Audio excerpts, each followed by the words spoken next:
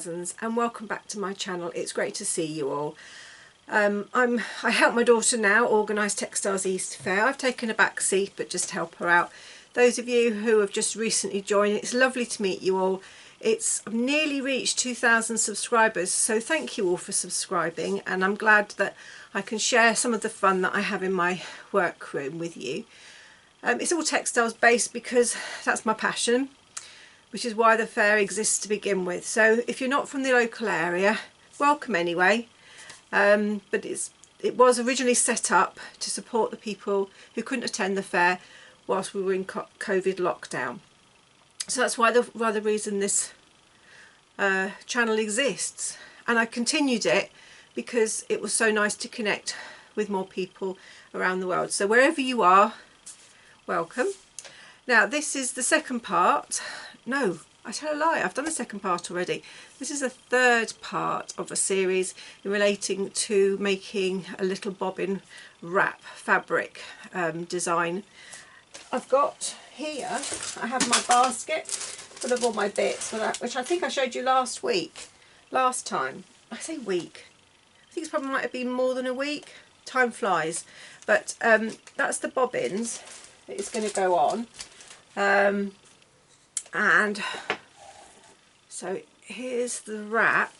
So the very first episode was me printing and painting it. So I think it was called Making a Mess, or Printing or Painting, something like that. And if I remember, I'll try and put a ticket in that links to it if you've missed it. So I've printed and painted the fabric, I've cut it and sliced it up, and I've actually started to now, let me just show you, I have now started the embroidery. So I'm going to show you a few bits and bobs how I'm doing it, and hopefully this will inspire you to have a go on your own piece. If my daughter is ready, her shop currently is closed, but when she reopens her shop, hopefully she'll have these on the website that you can purchase if you'd like to see it. So I'll also put the link for that here too. So come and join me at my desk. Right, have a closer look at what I've been up to so far. So these are little, basically applique patches, and I've hand stitched some circles on there. Some of the design, that's the printed section, some of the design I've actually stitched around, and that's using like a stem stitch. This here, there's a layer of organza, and I've put some French knots on it. I've used some netting. I say netting, it's sort of like it's a florist's ribbon, which has got a nice texture to it that I hand painted to coordinate. I've got sequins going on here. I've done a bit of couching. I've done a bit of chain stitch. There's like a zigzaggy chain stitch going on there. I've got some fly stitch. I've got beads on top of the netting. I've just got basic running stitch. I've got some seed stitch on the netting again. So it's nothing too difficult, and I've just chosen somewhere in the centre that kind of got me going to inspire me. So it's basically, if you're going to do something like this, it doesn't have to be at the beginning, it doesn't have to be at the end. Find where you think, oh, that gives me an idea of what I can stitch there. I'm going to stitch there. Now what I've decided to do is to show you how I hide these transitions. Now you can hide them with organza, you can stitch across in the colour to kind of blend, you can use some net, or you can do all sorts of things. I'll tell you what I've also just recently picked up. Those of you who get your vegetables in these, this is an onion bag, and then I've also got, what was this one? I think this one was for garlic. Oh no, it was gold coins. It was Christmas coins. So this actually is also quite an interesting product to incorporate. I quite like the onion one, so I might do that. Right, I've cut a big piece. I've cut a piece off which is just pretty random, organic. It's not any particular shape. I can pull it, I can stretch it. And I'm going to lie, oh, that's nice, I'm going to lie that over there like that. I'm going to pin that on. Let me grab a pin. like that. And now I think I might just do some running stitch just to hold it in place, and then we'll go from there. Now I have a needle thing here, my own little, and I just tend to just pull out any needle that takes my fancy, to be honest. It says it's an embroidery needle, but whether that is. Right, from my basket of threads I've pulled out what looks to be a 6-stranded rayon. So I've got to find the end of that now.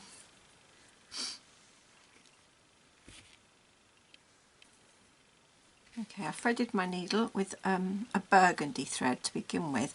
I'm very tempted to have the blue come across into here and the burgundy go across there. So I'm going to start with the burgundy. I'm going to back this at some point so it doesn't matter what the back looks like. So I have got a knot in the end here. What I think I might do is just do some tiny stitches on the top surface just to hold it.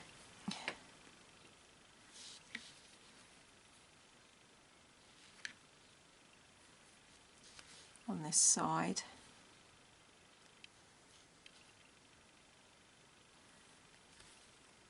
So it's quite big on the back. I'm just doing a tiny little pinprick stitch on the top surface just to hold the net down. I hope you can see that okay.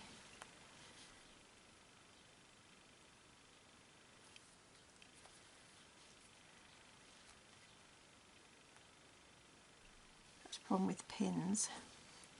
Now I actually like the effect of where I like it stretched here and I like it quite tight there. I'm liking that look.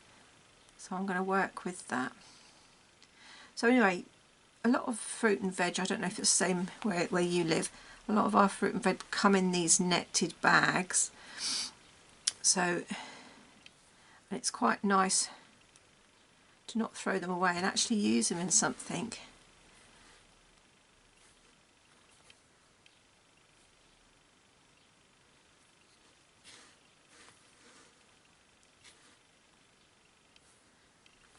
So I'm going to be doing this for a while. And I think I'll come back and show you how I've got on. So as I say, it's just every now and again. I'm not sewing every tiny little piece of the net. I'm just doing a little stitch just to hold it on. So I'll come back and show you how I get on with the other side. Hi, I've just finished doing some stitching to hold that down, and I've been looking at it and I thought, well, I think what would be quite nice if I had some thicker thread sort of weaving its way through the netting. So I have got this, it's called, what is it called? Linkatex Gold Rush Decorative Thread. Okay, it's linkatex.co.uk, and I bought mine from Tudor Rose Patchwork in Bedfordshire. Now, because it's quite thick, I'm going to actually come through the gap, the join. I'm going to come up because I'm not sure I can come up through, so I'm going to come up through the gap here, and I've got no idea what I'm going to do. I'm going to go for a wander, in all honesty. So I'm just going to thread in and out. I want to sort of, yeah, I'm going to just crisscross and wander my way around. There's no plan at all. It's all about what I'm feeling, or I'm not one of these, what do you call them? I'm just so interested in playing. So if this doesn't work, I'll unpick it. I'm not too worried how it's going to look at this stage. I'm just going to play, see if it gives the effect I want. I don't even know what I want, to be honest. So I'm just going to do it.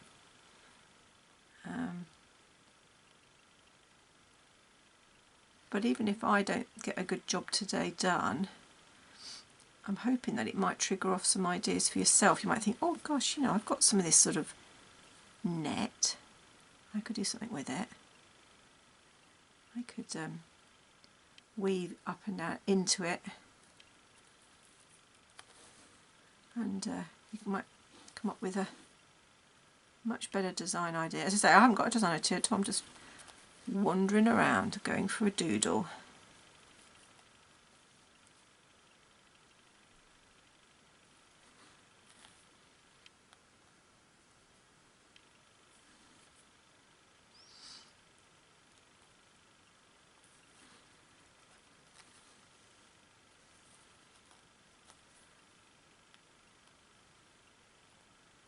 I can actually go back and overweave over the top of where I've just been as well, which is quite nice. So at the moment, I think I've got to that stage where it looks really messy and I don't know if I can recover it, but we'll see. We'll see.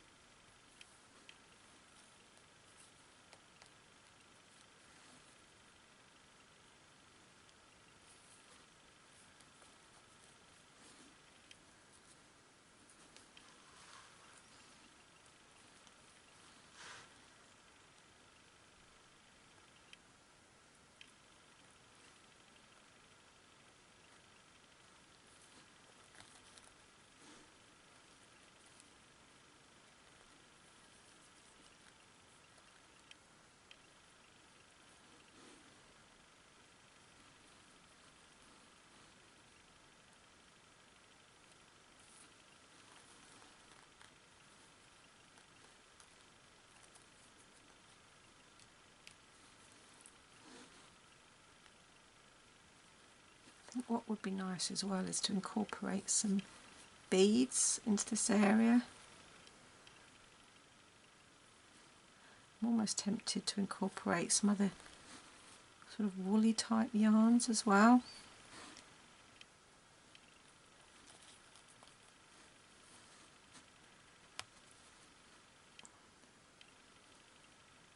Could do all sorts of things. Even though I can't make up my mind which way I'm going now. Might go back.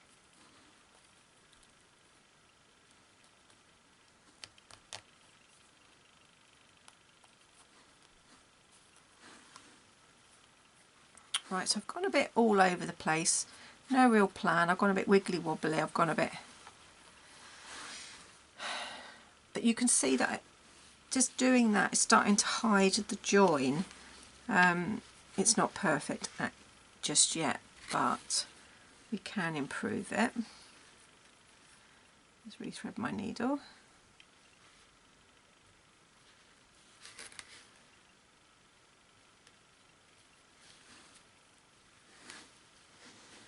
And I think I need to take it to the back, so I'll, at this point, see if it'll, yeah, that'll go through.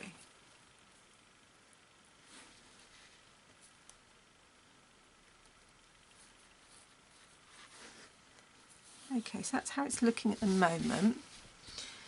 It's all about building layers. So I've just gone for a wiggly wobbly doodle. I've gone a bit more to me, I've gone too formal at the top. But I think I can break that up. So I could incorporate, now I don't know if you remember from the last video, but I said I had some snippets from a scarf I'd been making. Whether some of that might work, because you don't need lots, do you? Just enough to mingle into it. That might work. Actually, yeah, I quite like these.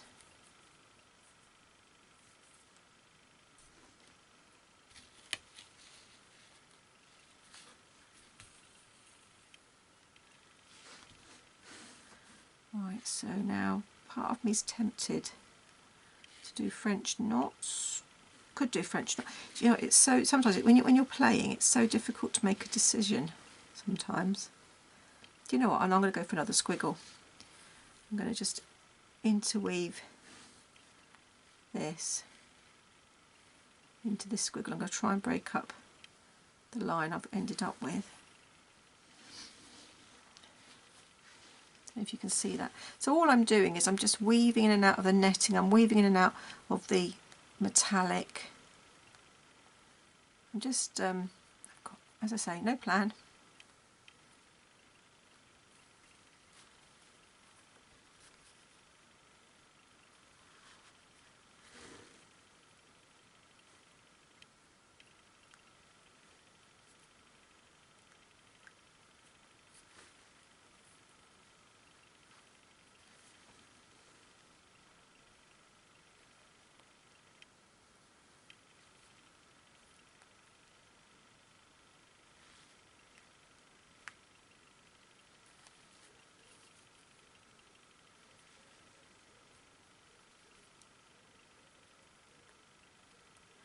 I've only got short little bits because they are offcuts, which probably is just as well because it forces me to think.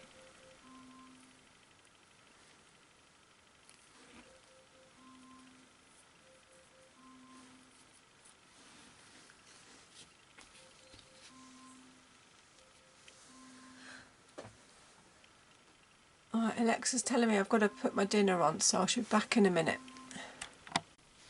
Okay, so I've zigzagged my way down here. I've decided that if I zigzag my way down there, I think it will be too heavy. So this one I'm going to do a running stitch. So I'm basically going to do quite a large stitch at the top and a very small stitch underneath. I'm just going to run my needle all the way down there. So it's a very simple running stitch. So hopefully you can see that.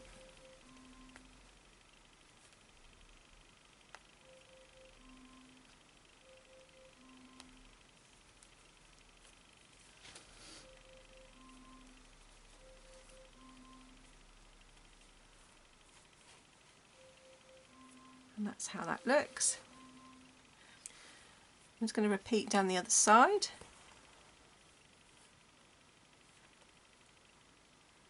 And then I'm going to do the zigzag chain down the other side. So I'm going to basically do a zigzag chain, running stitch, zigzag chain, running stitch, and alternate them.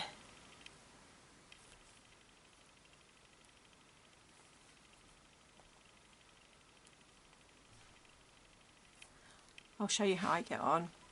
I'll come back and show you. Because I've got a piece of fabric here that looks like it's a misprint and I don't like the look of it, so I'm not pleased with that. I've decided I'm going to put some miniature sort of like English paper piece hexy type things on. So I've cut them out. They're very tiny, and because they are so tiny I am actually going to use a fabric glue to put them on. I'm going to put one there.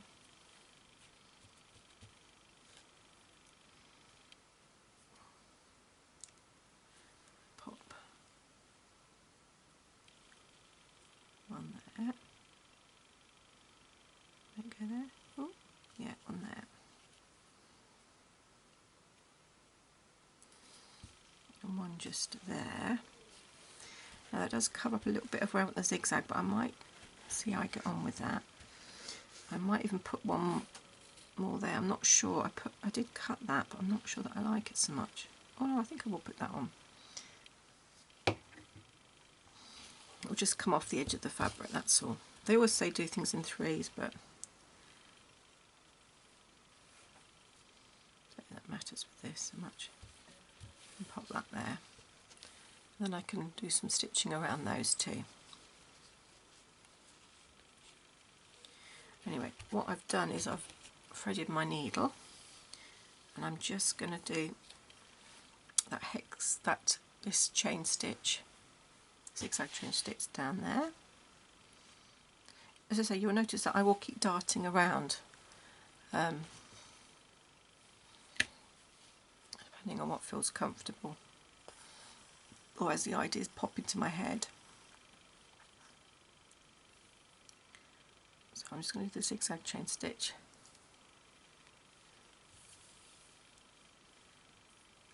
So there's my first stitch, and then I come from that side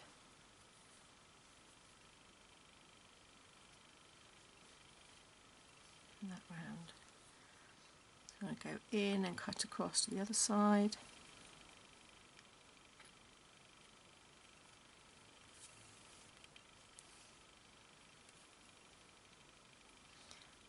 going to come back, so I'll go back to where I've just come down, up, back to the other side, fill the gap.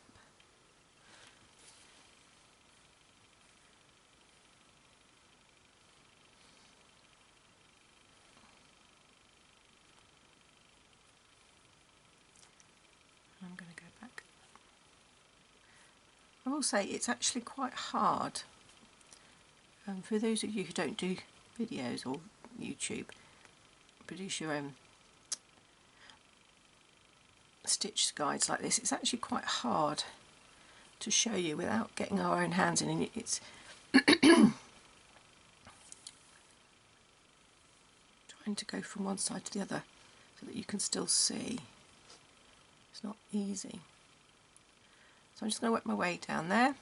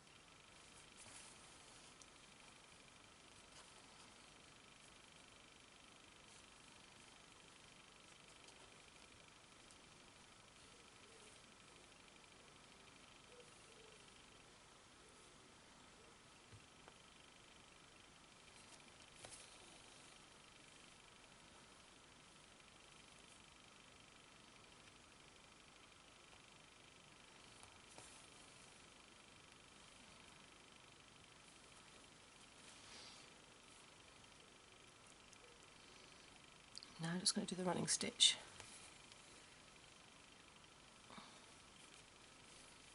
Along there.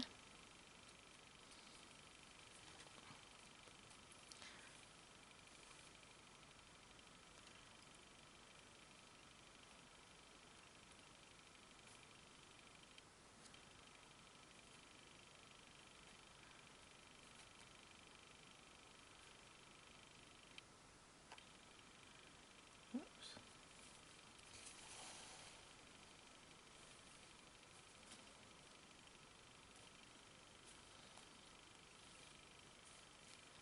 Like that. I think I've got space to do another zigzag here, another running stitch there.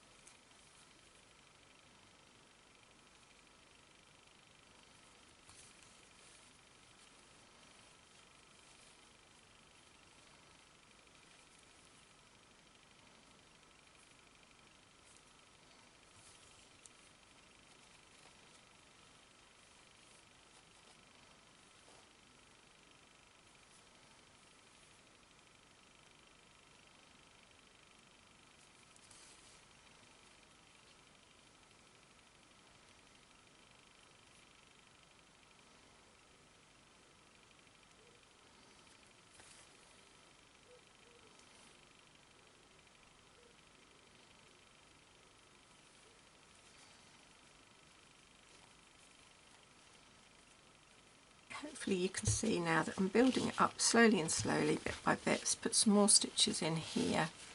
The hexes that I glued down earlier are hopefully now dry, and part of me wants to do a lazy daisy in the centre of them, part of me wants to stitch around them, part of me wants to overlay them. Don't know, decisions, decisions. This is where you have to keep thinking about what you fancy doing. I might just do what looks like almost like rough patch stitching, the patch stitch sort of rough stitch effect. And I might do that with a blue thread.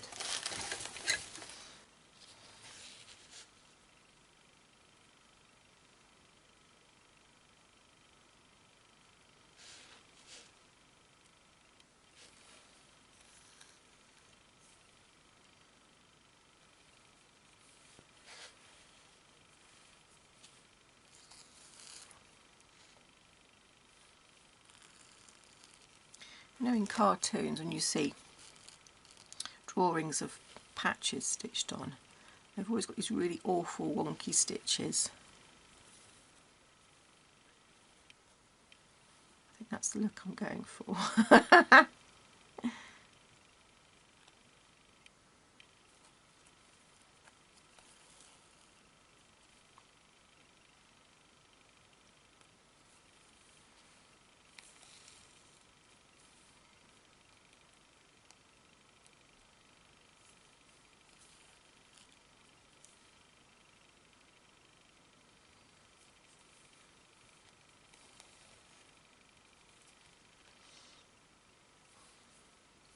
I think I'll do that all the way around.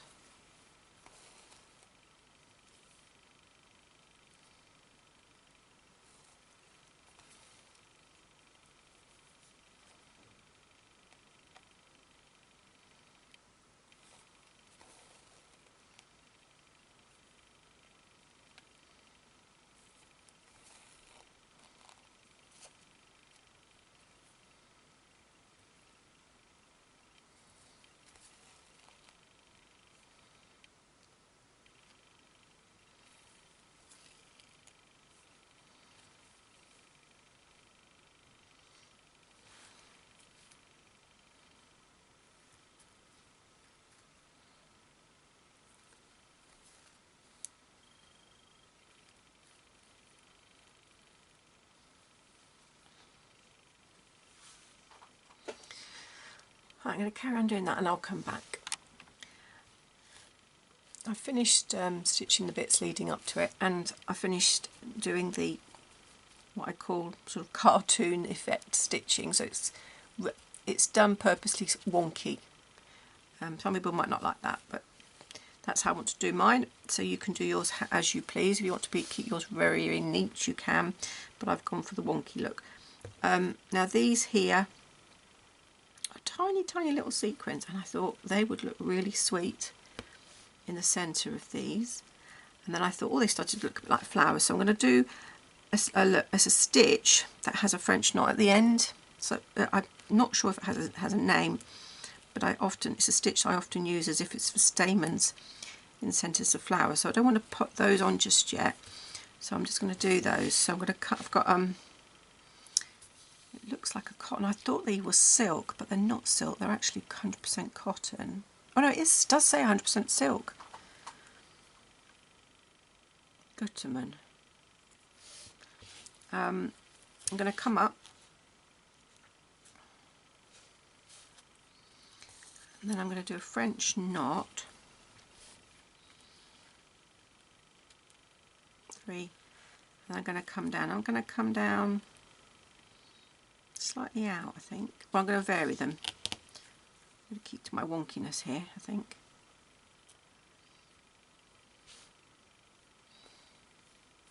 I'm going to go down.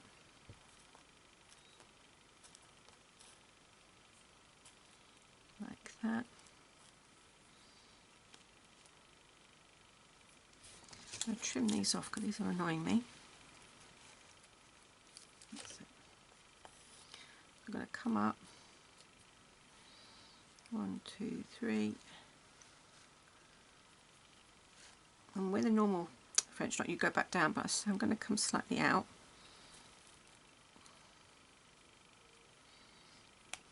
And come down. And then what I might do is get a different colour and disperse it with another colour. I don't know whether to just do one, two, might do all of them. We'll see. I never know.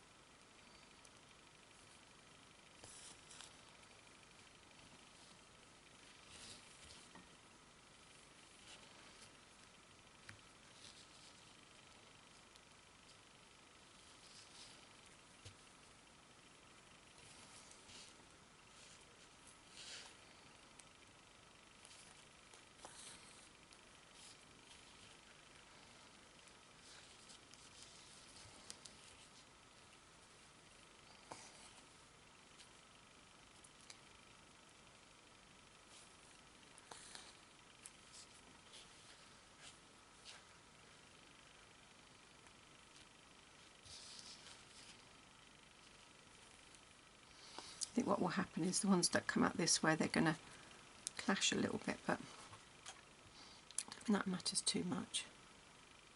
So I've now pistol stitched all of them now. I've done the darker colour in a finer thread going round. I've now threaded a sequin and a bead onto a beading needle, and that's made a centrepiece with it, and I'm going to go down and I'm going to repeat the other hexie. I've finished these now, and I've got this piece here that I'm still working on. I'm going to perhaps put some beads and things come scattering through here. What I thought, because there's a gap here, a strange transition that I've got to sort out. So what I thought I'd do is, I've got some of these, they're tiny like little plastic washers that my daughter's been making for me, and I have sort of button stitch coated them. I've put one on, I might move it, haven't decided yet where it's going to go, but it's going to go in this sort of area, and I'm going to do a scattering of those to blend the two sections together. I might actually do some in this sort of colour and then some in the teal. I think I'm going to have to play around and see. Okay, so I've got this here. I'm just going to come up through the middle. I'm going to hold the end, and then I'm going to do a blanket stitch. So we'll go back through again, and I'm going to come up, and that should wrap itself around, and it has. And I'm going to do that all the way around. So I'm going into the hole, making sure I keep the thread behind, so it's kind of buttonholing it on. I could just wrap it, I don't have to do the buttonhole stitch. Now this time I've gone for a single strand. It will take me a while to get round. This first one I did it 3-stranded, but I just thought I'd have a look to see what the effect was like if I just did it single. And I'll just keep doing all the way around.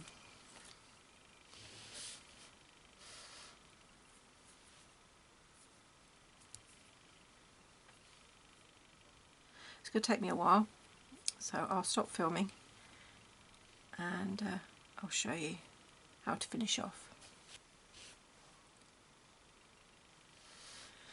I've gone all the way round, and because I've now got two ends, what I can now do is tie them together, like that.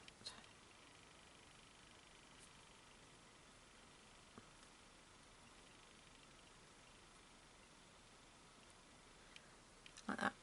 And then this end, well, both of them I can actually thread up, and when I sew them to the back, and you can see that it's actually quite interesting to see the difference. So that was done with 3-stranded, it's the same thread. That was done with 3-stranded, and that was done with a single strand, and you can see the difference you get.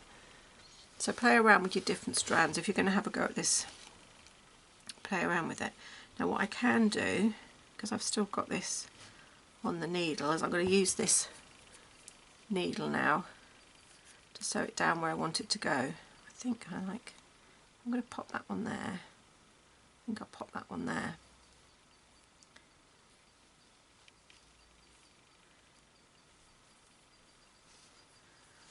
So I'm going to use this thread end and take it down.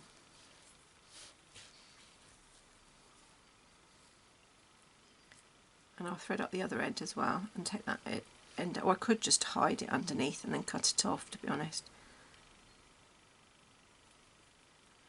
I think if that one goes there, that one goes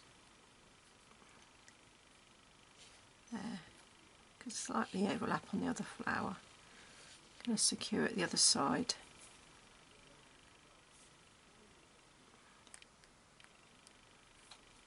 And I'm going to secure the other one too.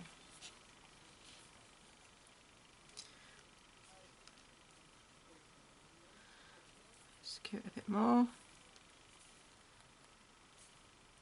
So I'm just doing a little tiny stitch just to hold it down 2 or 3 times around the outside edge. I think I might do 4.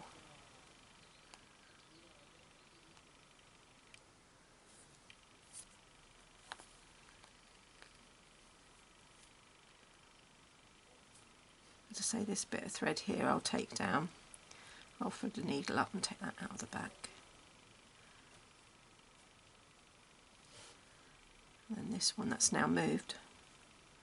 I think I said I wanted it around there.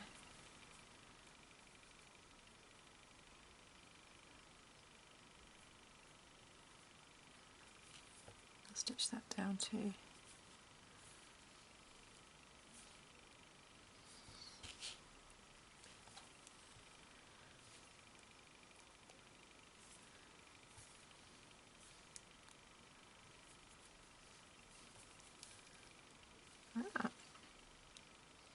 So as I say, I'm going to put a couple more in here. I might intersperse them with some blue, we'll see, and I'll come back and show you how I've got on. I think I will finish this video here at this point. I've buttonholed all these little mini washers down now, stitched them in. What I might do is I might pop in a few little sequins to scatter across to continue that movement through.